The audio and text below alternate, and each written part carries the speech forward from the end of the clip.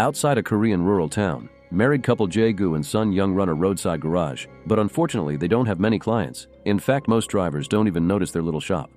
This means they're barely making enough to survive, and this makes Sun Young's relationship with her family tenser than it already was. They never approved of Jae-gu because of his low status and his sterile seat, and now that Sun Young has to help the household by making dolls just for a few cents only makes them hate him more. To make matters worse, an important construction company is working nearby, meaning they take over the roads with their trucks and block the garage from potential clients.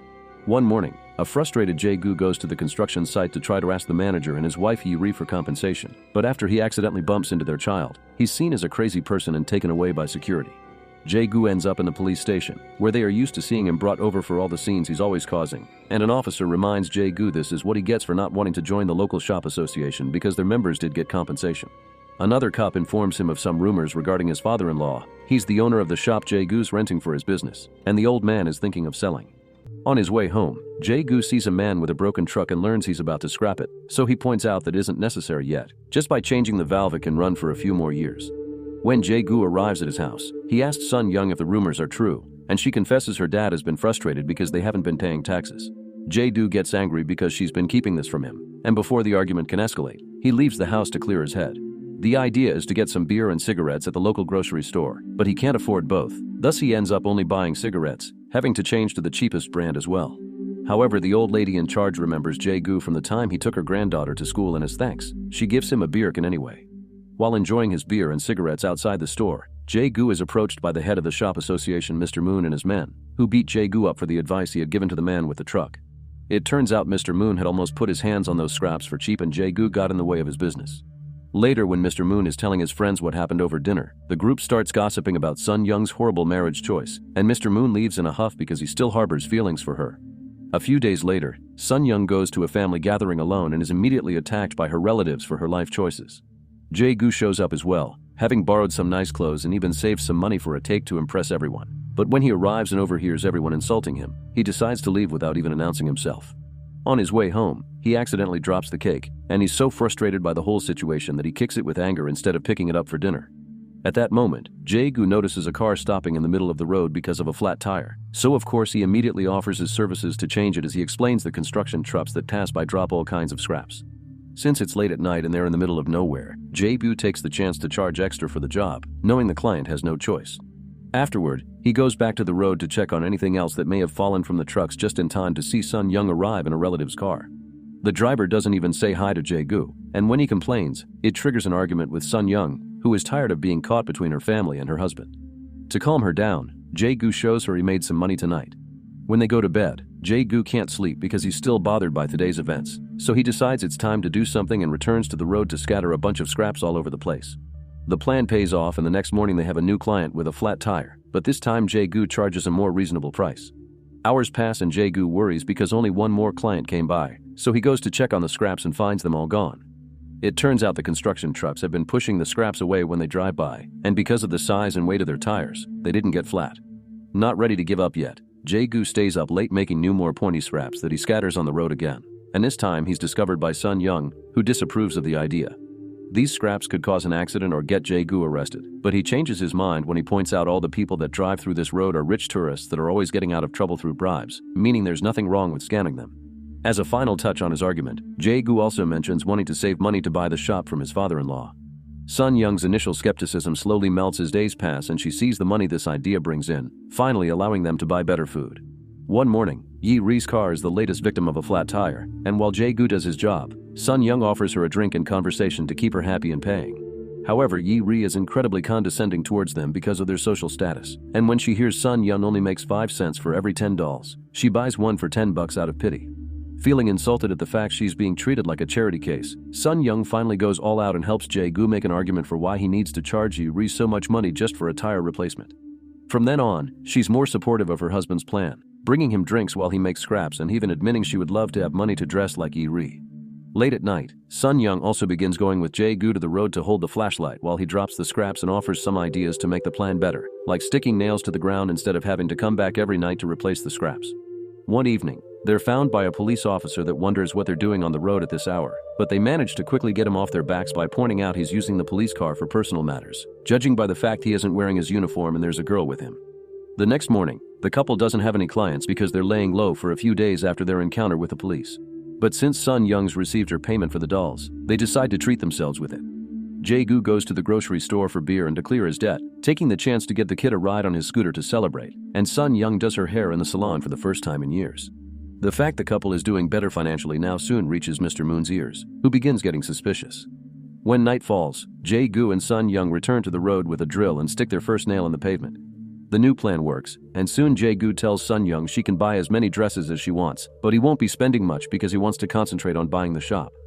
Meanwhile, Yi rediscovers her kid has been kidnapped. When a police ask her about anyone that may have a grudge against her, she comes across the doll she bought from Sun Young and accuses the couple of being scammers. The police chief doesn't think he has enough evidence to arrest them, but things take a quick turn when one of the officers shares the fact he saw the couple behaving suspiciously on the road the other night. In just a few hours, the cops find Jae-gu and arrest him, but not Sun Young, since they've heard about him making a scene on a construction site and bumping against the child, making him the prime suspect. While Jae-gu is interrogated at the station, the police search the shop, and Sun Young's dad has to be there as the owner. Instead of being helpful and supportive of his daughter, though, he keeps insulting Jae-gu and telling Sun Young that she's reaping what she's sown. At the end of the day, there's no evidence to be found anywhere and Jae-gu is released without charges. The police chief drives him home as an apology, but while at first he shows an understanding of his situation, soon he's telling Jae-gu to stand up for himself and to stop bringing his men trouble. The following morning, Jae-gu gets his tools ready to go back to the road since they've been losing money while he was away. Sun Young worries about her husband and the possibility of being found out, but she can't convince him to take a break. In the meantime, Mr. Moon is still convinced that Jae-gu is hiding something, and since the police can't do anything without proof, he agrees with his brother the cop to take turns keeping an eye on the garage couple. The next time Sun Young goes to the road to stick a nail in it, Mr. Moon sees her and finds the nail after she's gone, so now he has to think of a way to use this information in his favor. Now that the nails are out again, business picks up once more and the garage couple can afford to eat out, so they don't hesitate to treat themselves.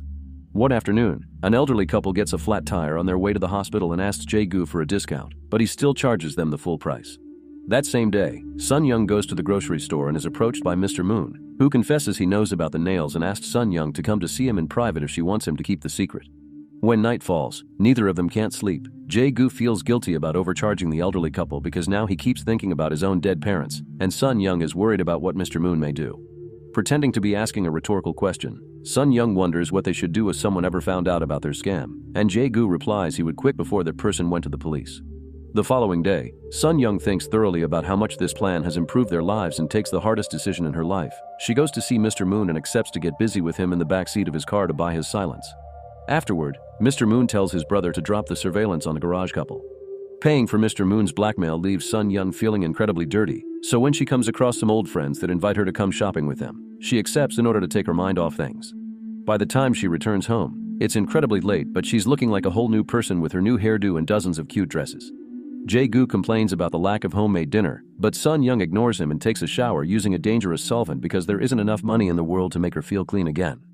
It isn't until Jae-gu goes to sleep that Sun Young allows herself to cry her heart out. A few days later, a car crashes in the rice paddy near the garage. Knowing the police will be there soon, Jae-gu rushes to the road to take out the nails and notices a man coming out of the car.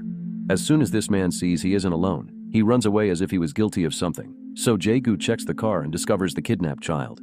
In just a couple of hours, reporters rush to the shop to interview Jae-gu, who is seen as a hero now, and even the governor comes by to congratulate him. Sun Young's father shows up too, suddenly pretending to have always loved his son-in-law just to have a chance to befriend the governor.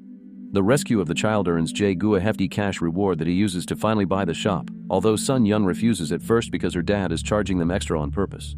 Jae-gu is aware of this and buys it anyway because he enjoys being passive-aggressive toward his father-in-law while they sign the papers, shaming him in front of the whole family for scamming his own daughter.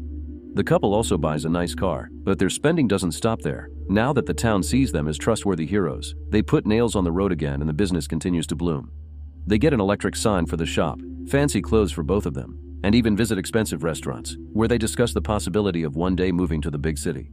This also means Jae-gu is getting most of the car repair business and meeting Mr. Moon with fewer clients, which causes him to call Sun Young to do more blackmailing, but Sun Young ignores his calls.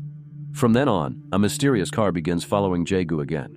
One afternoon, Jae-gu is in town enjoying a beer at his usual spot when he suddenly hears some commotion and follows a cop to the hospital, where he learns his nails have caused an accident and now a driver is hurt.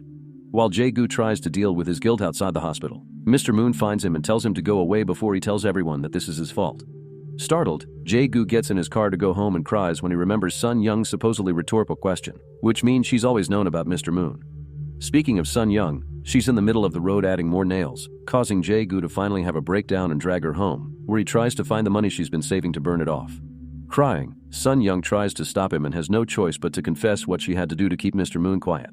Since what it's done is done, Sun Young would rather enjoy the money instead of letting her sacrifice be in vain. Overwhelmed with guilt and pain, Jae-gu rushes to the road to take off the nails, but they've done their job well and they're impossible to move, not to mention the sheer amount of them. The next morning, while Sun Young continues to enjoy her new dresses and makeup, Jae-gu borrows a truck to drive it down the road, hoping its weight will bend the nails once and for all. Make sure to subscribe.